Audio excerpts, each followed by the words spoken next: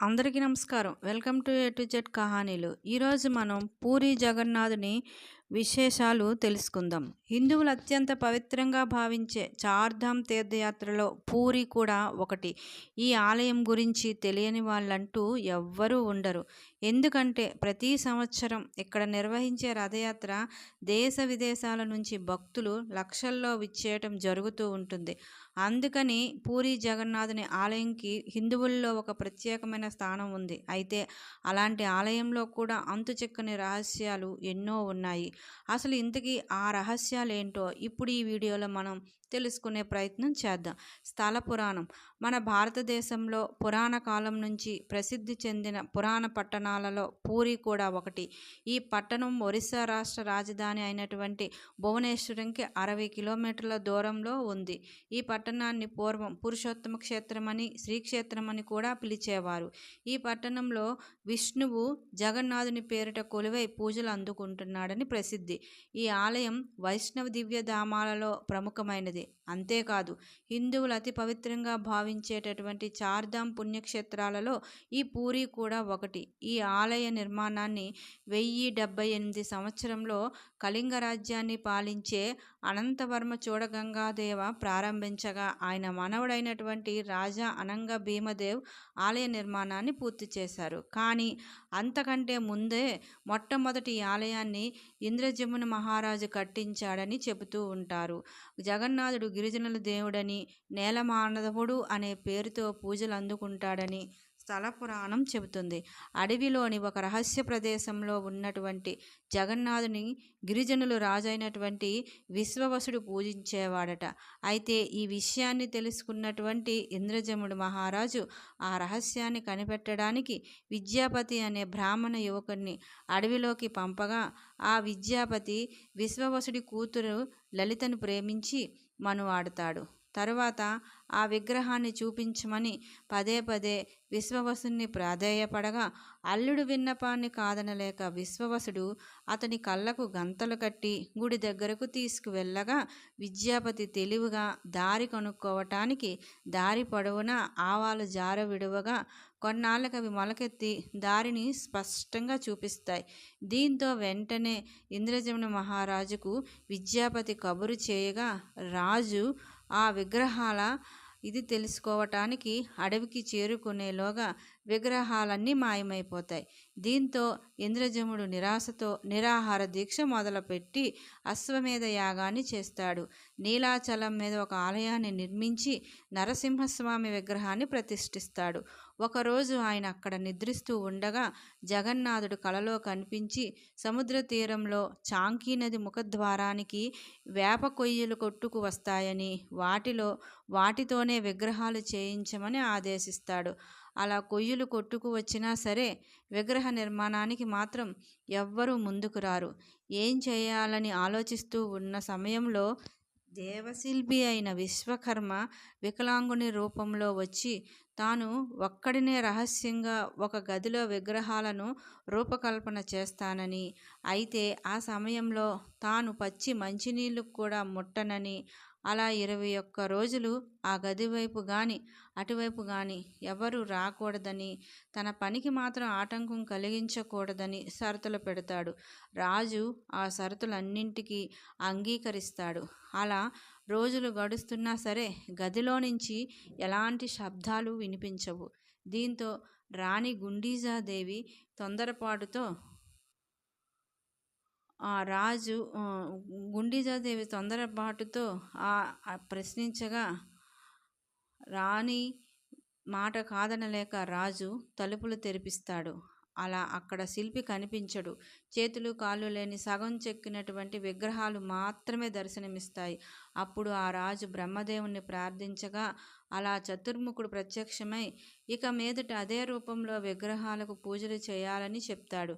కానీ వాటికి స్వయంగా తానే ప్రాణప్రతిష్ఠ కూడా చేస్తానని చెప్తాడు. అందుకే దేశంలో ఎక్కడా లేని విధంగా ఈ దారుదేవతామూర్తులు పూజలు అందుకుంటూ ఉంటాయి. పూరిలో 8 నుంచి 12 లేదా 19 సంవత్సరాలకు ఒకసారి ఈ దేవతామూర్తులను మార్చి నూతన దేవతామూర్తులను ప్రతిష్ఠిస్తూ ఉంటారు. దీన్ని కళేబర ఉత్సవంగా నిర్వహిస్తారు. జగన్నాథుని ఆలయంలోని విగ్రహాలు ప్రత్యేకత మాత్రమే కాదు, కొన్ని రహస్యాలు కూడా కలిగి ఉన్నాయి. అవేంటో ఇప్పుడు తెలుసుకుందాం. ఈ ఆలయంలో ఉన్న విగ్రహం లోపల బ్రహ్మదేవుడు నివసిస్తూ ఉంటాడని నమ్ముతూ ఉంటారు. శ్రీకృష్ణుడు ఈ భూమి మీద అవతరించినప్పుడు ఆయనకు అతీంద్రియ శక్తులు ఉండేవి, కానీ శరీరం మాత్రం మనిషిది. భూలోకంలో తన కాలం ముగిసిన తరువాత ఆయన తన శరీరాన్ని విడిచిపెట్టి ఆయన నివాసానికి వెళ్ళిపోతాడు. దీని తర్వాత పాండవులు ఆయన అంత్యక్రియలు నిర్వహించే సమయంలో శ్రీకృష్ణుడి గుండె అగ్నిలో ఇంకా కొట్టుకునే ఉండడాన్ని పాండవులు గమనిస్తారు. అలా గమనించిన పాండవులు నీటిలో ఆ గుండెని విడవడం జరుగుతుంది. తరువాత అది ఒక చెక్క దుంగెలోగా వచ్చి దానిలోకి ఈ శ్రీకృష్ణుడి గుండె చేరుకుంటుంది. అంటే దాన్ని చూసిన వాళ్ళకి తక్షణం మోక్షం లభిస్తుంది. ఇదంతా ఇంద్రజమున అనే రాజుకి కళ రూపంలో వస్తుంది. ఆయనకు కళలో వచ్చినట్లే నదీ తీరంలో చెక్కలో ఒక నీలపు రంగు రాయి లభిస్తుంది. ఆ రాజుకి శ్రీకృష్ణుడి అంటే అపారమైన భక్తి, అపారమైన విశ్వాసం ఉండడంతో వెంటనే ఆ రాయిని తీసుకువచ్చి గుడిలో ప్రతిష్ఠిస్తాడు. అప్పటి నుంచి ఇది ఆలయంలోనే ఉంది. ప్రతి 12 సంవత్సరాలకు ఒకసారి దేవుడి దొంగను మారుస్తూ ఉంటారు. అయితే దీనికి సంబంధించిన కథ కూడా ఒకటి ప్రసిద్ధి చెందింది. అదేంటి అంటే, అలా మార్చిన ప్రతిసారి గుండె మాత్రం అలానే ఉంటుంది. ఆలయ పూజారులు ఈ దొంగను మార్చినప్పుడు వారి కళ్ళకు గుంతలు కట్టుకొని చేతులకు గుడ్డను కట్టుకొని మారుస్తూ ఉంటారు. అలా కాకుండా పూజారి దాన్ని చూడలేరు మరియు తాకలేరు. దీనిని ఎవరైనా ప్రత్యక్షంగా చూసినా లేదా తాకినా చనిపోతారు అని నమ్ముతారు. ఇవే కాకుండా ఈ ఆలయానికి సంబంధించిన అనేక రహస్యాలు ఉన్నాయి. అవి భక్తులకు ఆలయాన్ని చాలా ప్రత్యేకంగా మార్చేశాయి. తర్వాత ఆలయ రహస్యాన్ని చూస్తే పూరి జగన్నాథ ఆలయం ఎంతో అందంగా ఉంటుంది. జగన్నాథుడు కూడా ఎంతో అందంగా అలంకరించబడి ఉంటాడు. అయితే ఈ ఆలయం మిస్టీరియస్గా అంతే రహస్యంగా ఉంటుంది. సముద్రపు ద్వారా నిర్మించినటువంటి ఈ ఆలయంలో అనేక అద్భుతాలు ఉన్నాయి. ఏ విధమైన శాస్త్రీయ నియమాలు ఇక్కడ పనిచేయవు. ఎన్ని ప్రయత్నాలు చేసినా సరే ఆ రహస్యాలు మాత్రం బయటపడడం ఎప్పటికీ జరగలేదు. ఆలయానికి సంబంధించినటువంటి అలాంటి ప్రధాన రహస్యాలు ఏంటో ఇప్పుడు తెలుసుకుందాం. 65 అడుగుల ఎత్తు ఉండేటటువంటి గాలిగోపురం అన్ని ఆలయాల్లో ఉన్నట్లే ఇక్కడ కూడా ఉంటుంది. అయితే అది పిరమిడ్ ఆకారంలో చాలా ఎత్తులో ఉండటం వల్ల కొన్ని శక్తులను కలిగి ఉంటుందని నమ్ముతారు. ఇంకా ఈ ఆలయంలో కృష్ణుడి జీవితాన్ని కళ్ళకు కట్టినట్లు చూపించేటటువంటి గోడలు, స్తంభాలు ప్రత్యేకంగా చేయబడ్డాయి. పూరి జగన్నాథ్ ఆలయంపై ఎప్పుడూ హిందూమత చిహ్నాలతో ఉండే జెండాలు గాలికి వీచే దిశకు కాకుండా వ్యతిరేక దిశలో జెండా రెపరెపలాడుతూ ఉంటుంది. అంతేకాదు, ఇక్కడ మరొక ప్రత్యేకత ఏమిటి అంటే, ఈ ఆలయంపై ఉన్న జెండాను పూజారి ప్రతిరోజు తల క్రిందులుగా ఎక్కి మార్చడం జరుగుతూనే ఉంటుందట. ఒకవేళ ఆ జెండాను గనుక మార్చకపోతే 18 సంవత్సరాల వరకు ఆలయాన్ని మూసేయాలని నమ్ముతారు. ఈ ఆచారం దాదాపు 1800 సంవత్సరాల నుంచి జరుగుతూనే ఉందట. తర్వాత మరొక విశేషం సుదర్శన చక్రం. జగన్నాథుని ఆలయం పైభాగంలో సుదర్శన చక్రం ఉంటుంది. దీని ప్రత్యేకత ఏంటంటే, నిలబడి ఏ దిక్కు నుండి చూసినా సరే చక్రపు ముఖం మన వైపు ఉన్నట్లు కనిపిస్తుంది. అది ఈ చక్రం యొక్క ప్రత్యేకగా చెబుతూ ఉంటారు. ఇది అష్టధాతువులతో తయారు చేయబడింది మరియు అత్యంత పవిత్రమైనదిగా పరిగణించబడుతుంది. తరువాత పగలు మరియు సాయంత్రం ఇలా ఏ వేళలోనైనా సరే, ఏ సమయంలోనైనా సరే ఈ గోపురం యొక్క నీడ మాత్రం ఆలయ ప్రాంగణంలో ఎక్కడా కూడా పడదు. దీని నిర్మాణమే అలా ఉందా, లేదా ఇది ఏమైనా దైవ మహిమ వల్ల అలా నీడ కనిపించటం లేదా అనేది మాత్రం ఎప్పటికీ అంతు చిక్కని రహస్యంగానే చెప్పాలి. దేవాలయం శిఖరం దగ్గర పక్షులు ఎప్పుడూ కూడా ఎగరవు. సాధారణంగా చాలా దేవాలయ గోపురాల మీద పక్షులు కూర్చొని ఉండడం లేదా గోపురం చుట్టూ ఎగురుతూ ఉండడం మనం గమనిస్తూనే ఉంటాం. కానీ ఇక్కడ మాత్రం పూర్తి విరుద్ధం. ఈ విషయం గురించి ఎంతోమంది సైంటిస్టులు ఎన్నో స్టడీలు చేసినప్పటికీ కూడా అది మిస్టరీగానే మిగిలిపోయింది.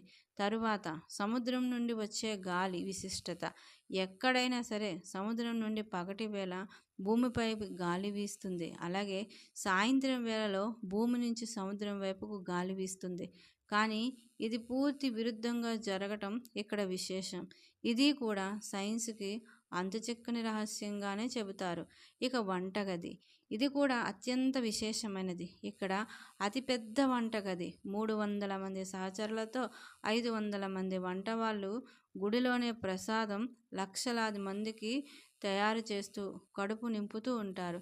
తయారు చేసిన ఆలయంలో ఉండాల్సిన ఆహార పరిమాణం ఏడాది పొడవునా ఒకే విధంగా ఉన్నప్పటికీ కూడా ఈ ప్రసాదం ఎప్పుడూ వృధా కాదు. అలా అని సరిపోకుండా ఉండడం కూడా జరగదు. తరువాత దేవుని ప్రసాదం ప్రతిష్ఠత. పూరి జగన్నాథునికి 56 రకాల ప్రసాదాలను సమర్పిస్తూ ఉంటారు. ఆ ప్రసాదాలకు కూడా ఒక విశిష్ట చరిత్ర ఉంది. ఆలయ సాంప్రదాయం ప్రకారం వాటిని మట్టి కుండల్లో వండుతారు. 7 మట్టి పాత్రలను తీసుకొని ఒకదాని మీద ఒకటి పెట్టి వంట చేస్తారు. ముందుగా పైనున్నటువంటి మట్టి పాత్రలో వేడెక్కుతుంది. తర్వాత ఒకదాని తర్వాత ఒకటి వేడెక్కుతూ చివర ఉన్నటువంటి మట్టి పాత్ర వేడవుతుంది. దేవుడికి సమర్పించడానికి ముందు ఆ ప్రసాదాల నుండి ఎటువంటి వాసన ఉండదు, రుచి కూడా ఉండదు. కానీ దేవుడికి సమర్పించిన తర్వాత ఆ ప్రసాదాలు గుమగుమలాడిపోతూ ఎంతో మధురంగా ఉంటాయి. తర్వాత సింహద్వారం విశిష్టత. సింహద్వారం దగ్గరికి వెళ్ళే వరకు కూడా సముద్రపు అలలు శబ్దం వినిపిస్తుందని, అయితే సింహద్వారం లోపలికి అడుగు పెట్టగానే అలల శబ్దం మాయమైపోతుందని, అదేవిధంగా సింహద్వారం నుండి బయటకు వెళ్ళేటప్పుడు కూడా అలల శబ్దం మాయమైపోతుందని చెబుతూ ఉంటారు. అడుగు బయటకు పెట్టగానే సముద్రపు అలల శబ్దం మళ్ళీ రావడం ప్రారంభమవుతుంది. అలానే సింహద్వారంలోని అడుగు పెట్టే ముందు దాని చుట్టూ వెలిగించినటువంటి మంట వాసన వస్తుంది. కానీ సింహద్వారం లోపలికి వెళ్ళగానే ఈ వాసన కూడా మాయమైపోతూ ఉంటుందని చెప్తారు. అయితే ఈ విశేషం కూడా ఎప్పటికీ రహస్యంగానే ఉండిపోయింది. తర్వాత విగ్రహాల విశిష్టత. జగన్నాథుడు, బలభద్రుడు మరియు సుభద్ర విగ్రహాలు ప్రతి 14 నుంచి 18 సంవత్సరాలకు ఒకసారి మార్చబడితే పాత విగ్రహాలన్నీ ఒకే చోట మట్టిలో పాత పెడతారు. అది కూడా ఒకదాని మీద ఒకటి పెట్టడం ద్వారా ఈ విగ్రహాలను పాతి పెట్టడం జరుగుతుంది. అయితే విగ్రహాలను రథయాత్రలో భాగంగా రథం 45 అడుగుల ఎత్తు, 35 అడుగుల వెడల్పు ఉంటాయి. ఈ రథానికి 16 చక్రాలు ఉంటాయి. ఊరేగింపు సమయంలో ప్రతి సంవత్సరం ఒకే రథాన్ని వినియోగించడం అన్ని చోట్ల జరిగితే, పూరిలో మాత్రం విరుద్ధంగా ప్రతి సంవత్సరం కొత్త రథాలే నిర్మిస్తారు. అందుకే జగన్నాథుని రథయాత్రకు అత్యంత అపురూపంగా భావిస్తారు భక్తులు. తర్వాత రథయాత్ర ఆషాఢ మాసంలో జగన్నాథుని రథం ఎక్కి తన మేనత్త రాణి గుండీజా ఇంటికి వెళ్తాడు.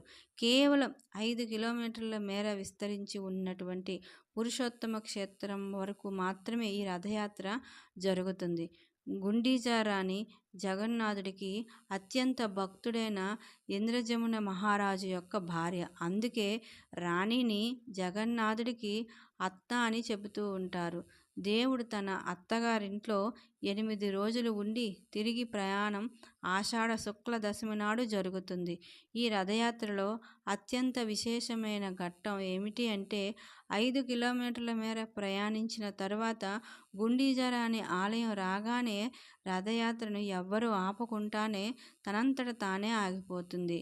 తర్వాత ఎంత ప్రయత్నించినా ఆ రథం ముందుకి కదలదు.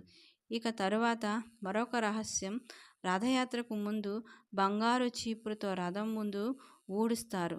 ఆ తర్వాత వాటిని తాళ్లతో లాగుతారు. తరువాత ఇలాంటి ఎన్నో అంతుచిక్కని రహస్యాలు ఉన్నప్పటికీ దాని చుట్టూ ఉన్నటువంటి ఆధ్యాత్మికత మనలో భక్తిని పెంపొందింప చేస్తుంది. భారతదేశంలో గొప్ప సంస్కృతి మరియు సాంప్రదాయాలకు మూలం అని ఇలాంటి ఆలయాలు చాటి చెబుతూనే ఉన్నాయి. ఈ ఆలయ రహస్యాన్ని మనం ఎప్పటికీ ఛేదించలేనప్పటికీ కూడా ఇది మనకు ఒక గొప్ప వారసత్వంగానే మనం దీన్ని మిగిల్చుకోవాలి.